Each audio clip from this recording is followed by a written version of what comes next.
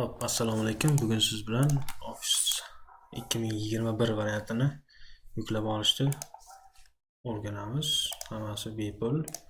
Brauzerga kirib config.office.com deb yozamiz va chiqqan saytdan sozdать новый konfiguratsiya bo'limidan sozdатni bosamiz.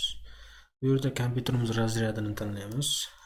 Agar siz razryadini bilmasangiz, этот kompyuterning svoystvasiga kiramiz va tip sistemada kompyuterimiz razryadi ko'rsatilgan bo'ladi. Agar sizda x86 bo'lsa, bu kompyuteringiz 32 razryadli degani va bu yerdan mana buni tanlashingiz kerak bo'ladi.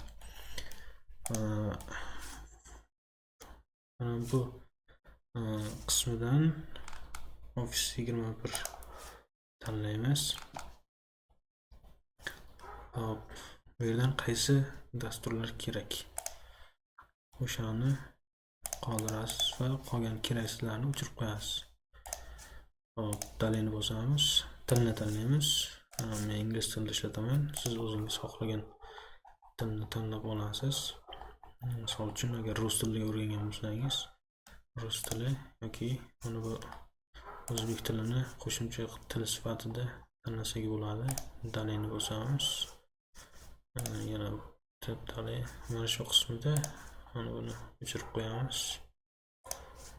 Dali bu yerda Mac va boshqa kompyuterlarni tanlasak bo'ladi. Dali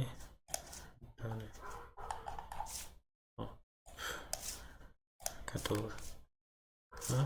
Siz ham shu yergacha kelgan bo'lsangiz, hech qanday xatolik so'ramaydi.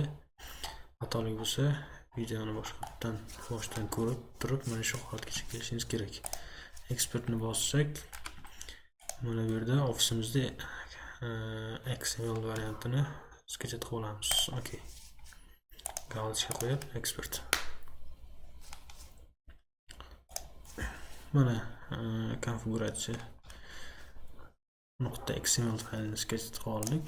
Endi yangi vkladka ochib, Office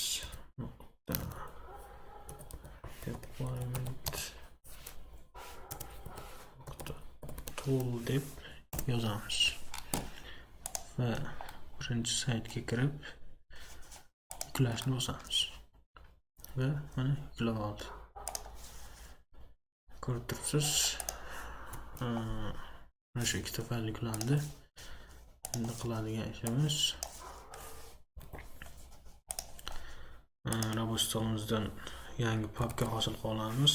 Uni nomini misol uchun Office 2021 deymiz va mana bu konfiguratsiya faylimizni papkaning ichiga solib qo'yamiz. Keyin mana bu deployment tool'imizga kirganimizda keyin bosamiz continue va hozir yaratgan papkamizni tanlaymiz. Muvaffaqiyatli bo'ldi.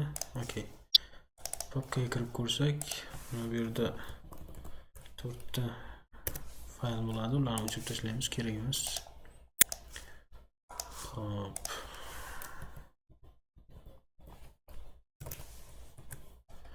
Endi pusker knopkalarini bosib, bu yerga send deb yozamiz va bu kod yozishimiz uchun cd yozamiz, joy tashlab, mana bu papkamizni manzilini kopirovать qilib tashlaymiz.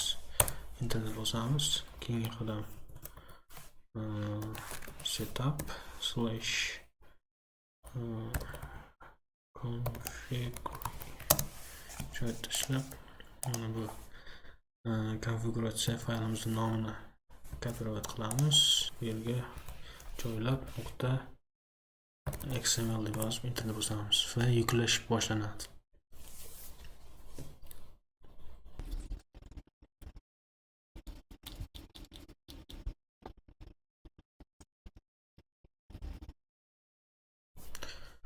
Mana muvaffaqiyatli o'rnatildi.